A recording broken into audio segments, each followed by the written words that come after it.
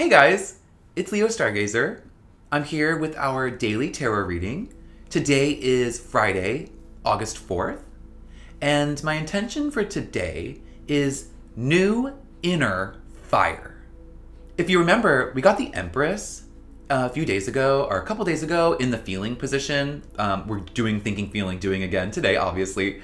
And I wanted to tap into her this week. I felt like she was kind of the answer to what we've been dealing with this week, with complexity, intellectualism, flow and glow, but also details. Those have kind of been the themes. Well, today I want to figure out how we can imbue that new inner fire, that sense of fire in us while we go with the flow, while we deal with transitions, while we're approaching change or dealing with change. I want us to inject everything we think about with this sense of inner fire, inner passion. So new inner fire is the intention. Let's shuffle so we can get to the cards. Okay guys, so as I'm shuffling, I'm repeating my intention, new inner fire. I'm trying to ignite that fire within myself right now. I want to be meditative and clear while I'm shuffling, but I'm also thinking about passionate vibes, the fire from within, and spreading that into the deck. So shuffle with me, think about your inner fire, what that means for you, and let's take a couple moments.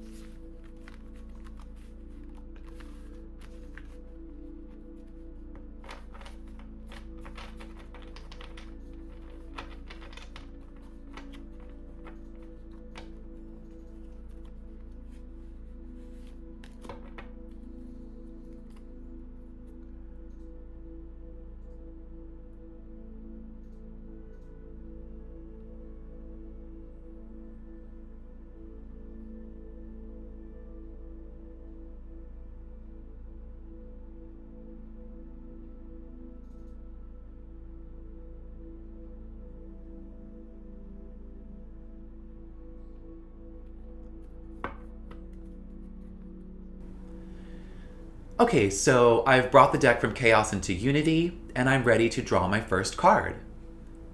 In the thinking position, the card that I draw is the Nine of Cups reversed. The Nine of Cups reversed in thinking is showing me that I need to tap into something deeper today. I am being called to embrace truth, and not just on a surface level, not just saying, okay, I accept that, I'll move on, but really digging deeper into what that means. For me, also because it's the Nine of Cups, and it is reversed, but because it is the Nine of Cups, I'm also thinking that maybe it's calling for a deeper engagement with my surroundings. So basically, it's just calling for us to tap into some deeper truth with something that maybe we usually approach with in a more superficial way. I think that that's what we're supposed to be thinking about, or maybe what we will be thinking about. But either way, we're definitely being called to think deeper. In one way or the other, think more deeply today. Let's see what the feeling card is. In feeling, our second position, I draw the Four of Wands. The Four of Wands in feeling is gorgeous. We are feeling free, we are feeling celebratory, we are feeling united with ourselves, with our loved ones. Our emotions are basically promising today to be vibrant, beautiful, celebratory, and special. If you don't feel that today, try to find it. The Four of Wands is telling me that somewhere in our emotional core, somewhere there's all of these beautiful things. There is that connection to the passion of love and freedom that is present here. Somewhere in your emotional landscape, you will find that passion. And the Four of Wands basically guarantees that. You may have to search for it. It may require that deeper thinking, but it is there. So if we think more deeply, maybe we can find somewhere in our emotions where our passion is ignited, where our inner fire can be reignited. I think that's what the Four of Wands is telling us here. Let's check the doing position next and see what we can do about that. Okay, in the doing position, the card that I draw is the King of Cups reversed. The King of Cups reversed shows me in doing that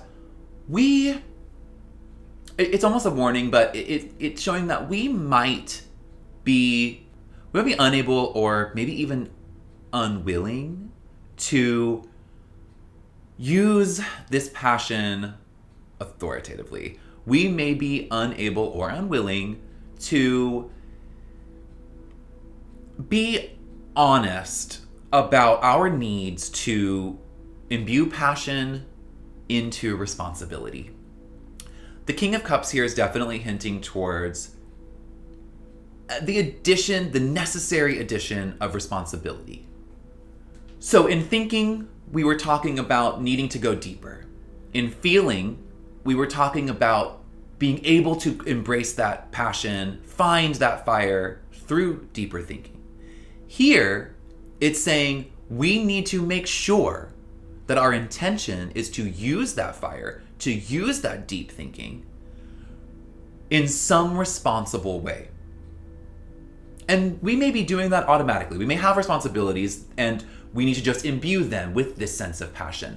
But this also could be hinting to this idea that if we think deeply and connect with passion, we may have trouble using that effectively. So I want to look at the Lenormand pair because hopefully that gives us some kind of actionable thing to do to be able to wield deep thought and passion and our new inner fire, to grasp onto that, find it and grasp onto it, to be able to use that authoritatively, to be able to use that responsibly. Let's see what it says. Okay, so I shuffle the Lenormand deck. As I shuffle, I'm reminding myself of my intention of new inner fire, thinking about passion, fire from within. Also thinking about action here. This is the Lenormand pair, so hopefully we get some actionable thing. Let's breathe, center, focus, and shuffle this deck.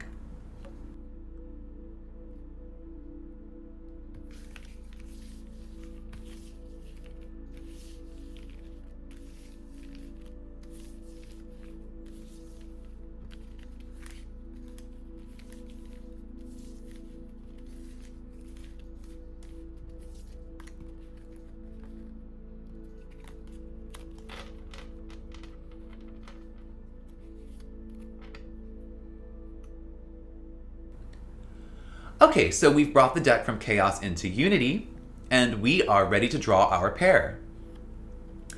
The first card I draw in the pair is birds. So birds here is, chattering, talking, communicating. It's also excitement.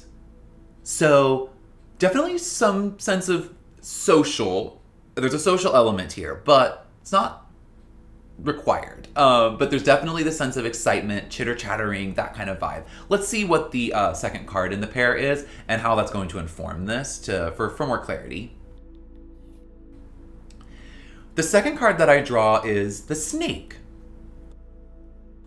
Okay, so the way that I'm looking at this pair, birds and snake, I'm looking at this as this idea of ambitious excitement, this idea of an almost insistence on excitement, a connection with excitement that comes from a place of knowledge, a place of maybe even potentially something that's kind of exposed, something revealed, an excitement about maybe something that is being revealed to us. We were talking about, deep thinking, tapping into the roots of emotional passion, things like that. I think that here, with the snake, with the birds if they represent excitement here, there's this idea that we are in control of our passion. We can use that for some kind of end for us. We can use that to create something. And I think that that's tying back now to the King of Cups reversed in doing. That kind of warning about the deep thinking and the emotional core not being able to be controlled and used for something. I think here it's showing us that if we have this sense of ambitious excitement, if we have this idea that some kind of revealed truth, something we found over the last few days, can be used to share, to chat about, to engage with, to be excited about. If we can use that knowledge, the deep thinking, what we found about our passion cores, if we can combine those things, be excited about it, and then use all of that learned knowledge, all of our uncovered knowledge in a responsible way, or for some kind of, or to engage with in some kind of responsibility, if we can use that authoritatively, we will have the best success at not only igniting our inner fire, that'll come through the deep thought and the connection with the emotions, but being able to use that new inner fire to connect with the transformation and the change and the growth and the exciting stuff that's happening around us. If we can connect with all of those things, and use them authoritatively, we'll have a lot more success at going with the flow, at keeping this transitional journey happening, at actioning and actualizing our goals. If we can maintain this sense of using all this knowledge in an excited way, in an ambitious way, if we can combine that with this idea that with that we can provide authority on something, if we can use the knowledge we've learned and be excited about it. So again, also coming back to deep thinking and connecting to emotions. If we can use what we've learned and what we're passionate about, what the passion we've discovered, if we can use those things, we can balance that with a sense of responsibility. We can bring the king into his authority, we can be authoritative and responsible while we are totally lit up from inside. Another key word from earlier in the week was glow. I think glow is important for today. We got to remember the best way for us to glow is to trust what we know, add a passionate excitement to it, and use that responsibly. I wonder how that's going to come out for you today. I will see you tomorrow.